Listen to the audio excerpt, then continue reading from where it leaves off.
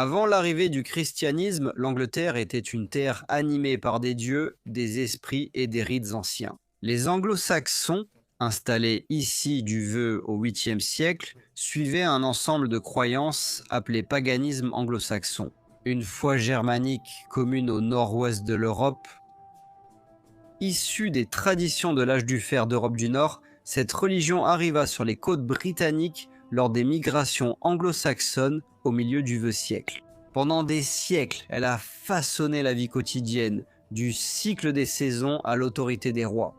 Même lorsque le christianisme s'est répandu à travers les royaumes au 7e et 8e siècle, des traces de l'ancienne foi ont perduré, se mêlant au folklore et à la mémoire. Notre connaissance de ces pratiques anciennes provient en grande partie de chroniqueurs chrétiens tels que Bède et Altelme, qui ont écrit sur un monde que leur religion cherchait à remplacer. Les temples et autels furent brûlés, les bosquets détruits, les rituels réduits au silence.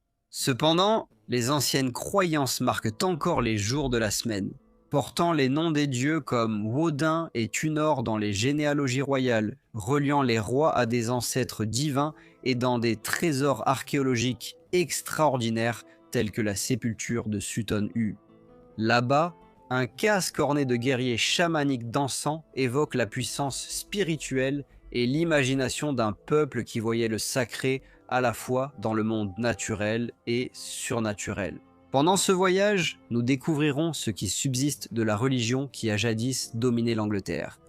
Ces dieux, ces traditions sacrées et les rituels magiques qui guidèrent la vie et la mort, et les forces invisibles qui les entouraient. Woden était l'une des divinités centrales du monde religieux anglo-saxon, une figure d'une immense autorité dont l'influence reliait le mythe, la royauté et l'identité culturelle. Cette ancienne divinité germanique est mieux connue dans la tradition nordique sous le nom d'Odin. Bien avant que les anglo-saxons ne s'installent en Grande-Bretagne, Woden était vénéré dans toute l'Europe du Nord et son culte les a accompagnés depuis le continent. La persistance de son importance se reflète dans la langue elle-même. Mercredi, ou le jour de Woden, conserve son nom jusqu'à aujourd'hui. Dans la tradition anglo-saxonne, Wodin n'était pas simplement un dieu, mais l'ancêtre divin des rois. Les généalogies royales de royaumes tels que Wessex, Mercie, Kent et Northumbrie font remonter ces dynasties régnantes à travers des héros légendaires jusqu'à Woden lui-même. Ces généalogies servaient d'outils politiques et religieux. En revendiquant une descendance divine, les rois légitimaient leur autorité, présentant leur règne comme étant sanctionné par l'ordre divin. Souvent, Woden apparaît plusieurs générations en arrière, se tenant à la frontière entre le mythe et l'histoire, une figure qui relie les souverains humains au passé sacré. Au sein du panthéon anglo-saxon, Woden occupait un rôle complexe et élevé. Il était associé à la royauté, à la guerre et à la victoire, mais aussi à la sagesse, au savoir et aux morts. Contrairement aux dieux qui incarnaient d'une force brute, comme Tunor, Wodin était rusé et énigmatique, un dieu qui régnait par la perspicacité, l'inspiration et le sacrifice. Il était lié au champ de bataille et à l'au-delà, guidant les morts et supervisant le destin lui-même. En tant que dieu ancestral suprême et maître du savoir caché, Woden se tenait au cœur de la croyance anglo-saxonne, incarnant à la fois la puissance qui conquiert les royaumes et la sagesse qui les maintient. Tyr était un dieu important, bien que souvent discret dans la tradition religieuse anglo-saxonne. Son nom dérive du proto-germanique Tiwas, lui-même issu du concept indo-européen du dieu céleste de la loi divine. Cette profonde ascendance linguistique suggère que Tyr fut autrefois un dieu central des peuples germaniques, bien avant l'apparition de figures ultérieures comme Woden. Sa présence durable est préservée dans la langue, notamment dans le jour de la semaine, mardi, qui porte encore son nom. Par son origine et son caractère, Tyr était étroitement associé à la loi, à la justice et à la force contraignante des serments. Contrairement aux dieux définis par la ruse ou la force brute, Tyr représentait l'autorité morale et l'idée que l'ordre devait être maintenu, même au prix d'un grand sacrifice personnel. Ce thème s'exprime de façon la plus vivante dans le mythe où il sacrifie sa main pour enchaîner le loup monstrueux Fenrir, assurant la stabilité cosmique en plaçant le bien du monde au-dessus de lui-même. Bien que cette histoire nous soit parvenue principalement à travers des sources nordiques plus tardives, sa valeur correspond étroitement à ce que nous pouvons déduire du rôle antérieur de Tyr dans le panthéon anglo-saxon germanique. Tyr était un dieu de la guerre dans sa forme légale et disciplinée. Il n'était pas un dieu de la guerre comme Woden, mais le protecteur du courage, de l'honneur et de la droiture au combat. Pour les sociétés guerrières qui accordaient une grande importance à la loyauté et au serment, Tyr incarnait le caractère sacré des serments et les conséquences de leur rupture.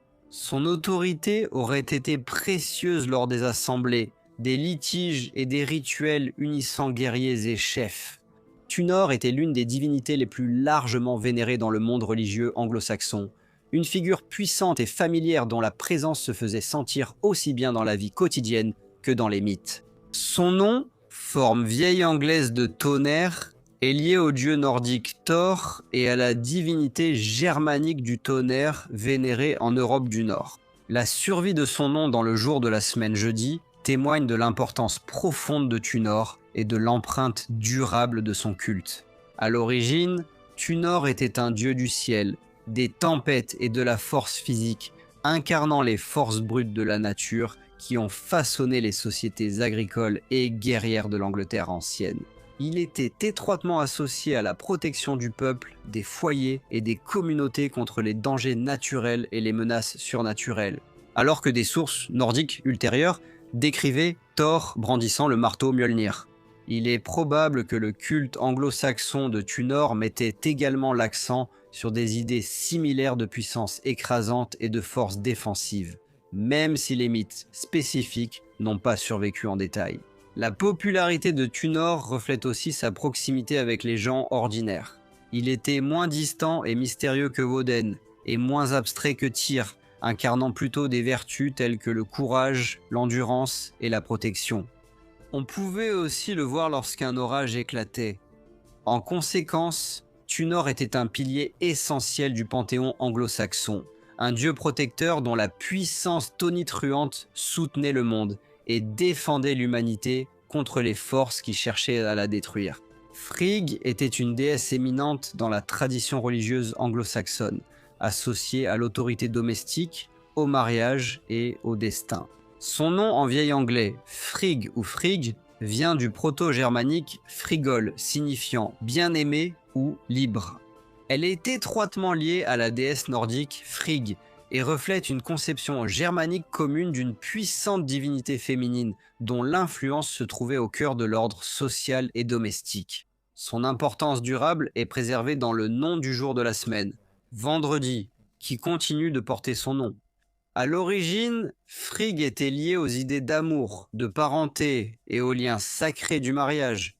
Elle était une déesse de la prescience et du destin, possédant une profonde sagesse sur l'avenir, même si elle ne la révélait pas toujours. Au sein du panthéon anglo-saxon, Frigg occupait probablement la position de déesse suprême et de contrepartie divine de Woden, en tant qu'épouse de Woden. Dans la tradition nordique ultérieure, elle représentait le foyer ordonné et la lignée qui contrebalançait la quête incessante de pouvoir et de connaissance.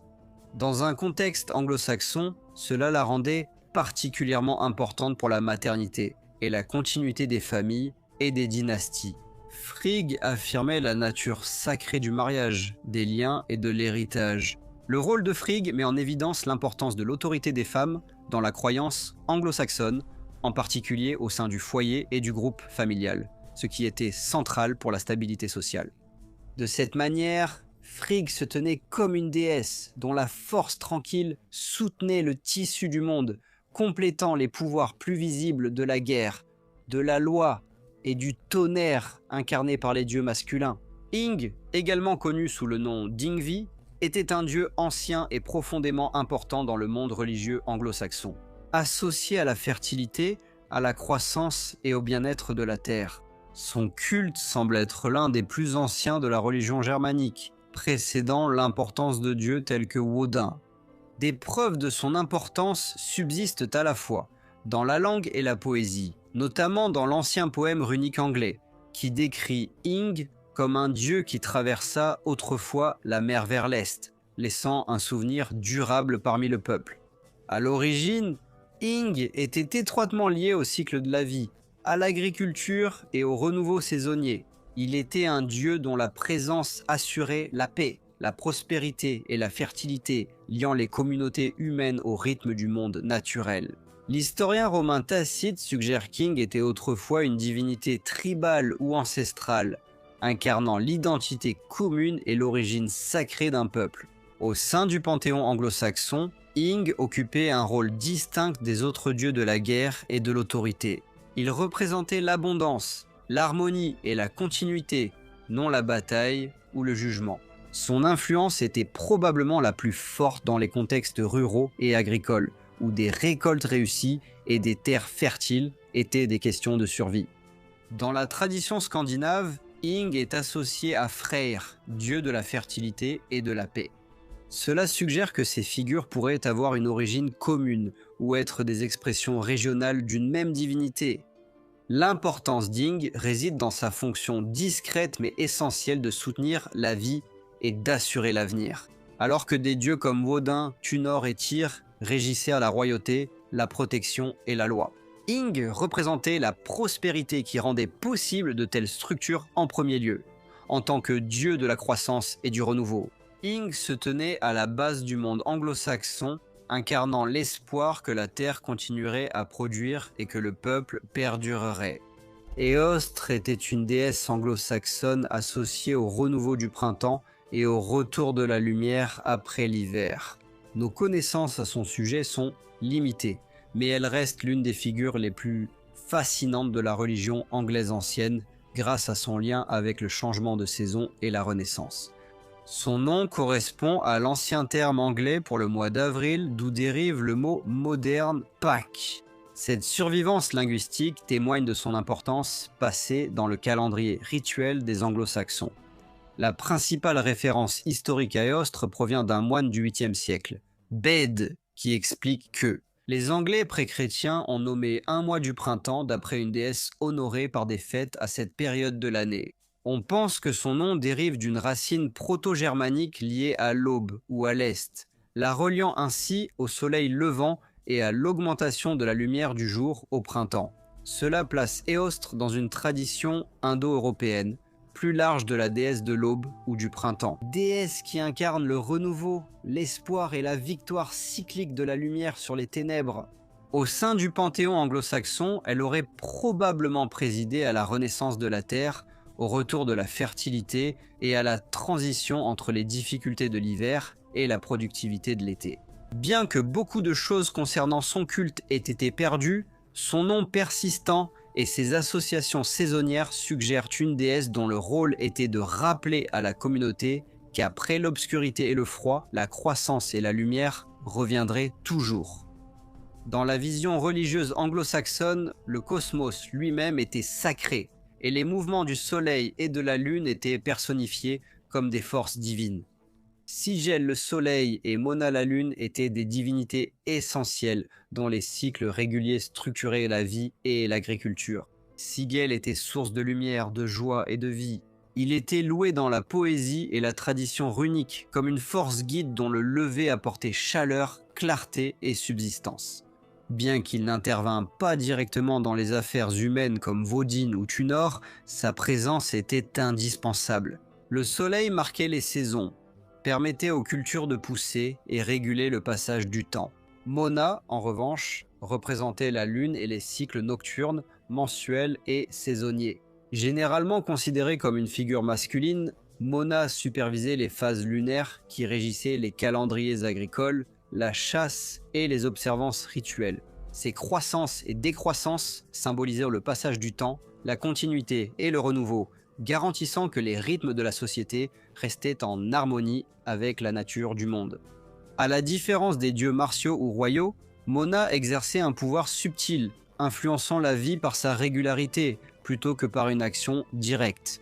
Ensemble, ils incarnaient l'équilibre du jour et de la nuit, de la lumière et de l'obscurité, de la chaleur solaire et de la fraîcheur lunaire. Sigil et Mona sont commémorés dans la semaine anglo-saxonne à travers le dimanche et le lundi, des jours nommés en l'honneur du soleil et de la lune. Préservant leur mémoire en tant que puissance céleste ayant autrefois gouverné le temps de la lumière et le rythme de la vie, Siaxenet était une divinité anglo-saxonne étroitement liée au peuple saxon, vénéré à la fois comme ancêtre tribal et comme gardien des guerriers. Son nom, signifiant compagnon d'épée ou parent à l'épée, reflète son lien profond avec l'habileté martiale et la défense de la communauté.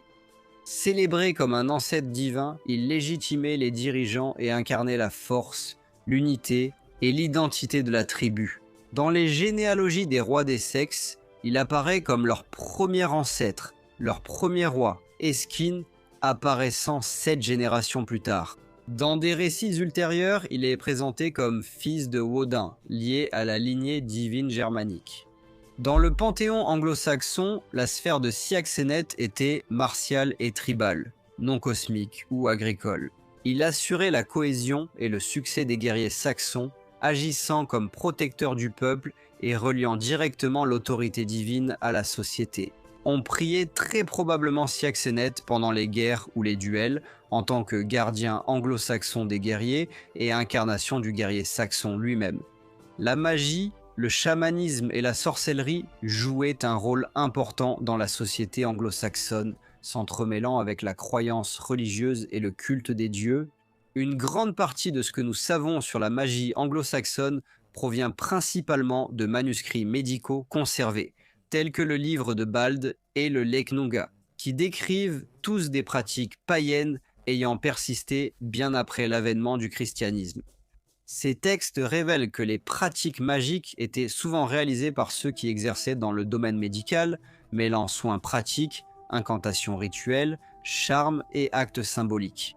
Les preuves archéologiques montrent aussi que les anglo-saxons reconnaissaient des praticiens magiques spécialisés, comme le prouvent certaines découvertes funéraires. Divers archéologues ont soutenu l'existence de praticiennes magiques professionnelles qu'ils ont appelées des femmes savantes. Ces femmes pouvaient agir comme guérisseuses et médiatrices entre le monde humain et le surnaturel, utilisant des charmes, des potions et leur connaissance des herbes pour influencer la santé, la fertilité et le destin. Les pratiques chamaniques dans la croyance anglo-saxonne étaient étroitement associées aux dieux. Woden, par exemple, était lié à la connaissance, à la prophétie et à l'habileté magique, et des invocations à son égard apparaissent souvent dans des charmes ou des textes rituels. De même, d'autres divinités telles que Frigg ou Ing pouvaient être invoquées pour la protection, la fertilité et la prospérité agricole. La magie fonctionnait donc comme un moyen d'entrer en contact avec le divin. Les actions rituelles, les incantations et les gestes symboliques visaient à solliciter ou à manipuler la puissance des dieux et des esprits. Le sacrifice était également une partie importante de la religion païenne anglo-saxonne, fonctionnant à la fois comme un acte de dévotion et comme un échange magique entre les humains et les dieux. Des offrandes étaient faites pour obtenir la faveur divine, assurer la fertilité, la victoire à la guerre, la guérison et la protection, et pour maintenir l'équilibre entre le monde humain et les forces invisibles qui le gouvernaient. Ces sacrifices comprenaient de la nourriture, des boissons, des armes, des animaux et, dans de rares circonstances, des vies humaines, offerts dans des bosquets sacrés, des sources, des rivières et des salles. Les rois, les prêtres et les praticiens de la magie supervisaient les cérémonies, renforçant leur rôle de médiateur entre les dieux et le peuple, grâce à l'union du sacrifice et de la magie. Les anglo-saxons pratiquaient une religion fondée sur l'offrande de dons, de paroles et de pouvoirs rituels en échange de la protection, de la prospérité et du maintien de l'harmonie du monde et de leur société. Même après la christianisation de l'Angleterre, le monde des dieux anglo-saxons ne disparut pas. Il a laissé une marque durable sur la langue, la culture et l'imaginaire. Les jours de la semaine portent encore les noms des anciennes divinités.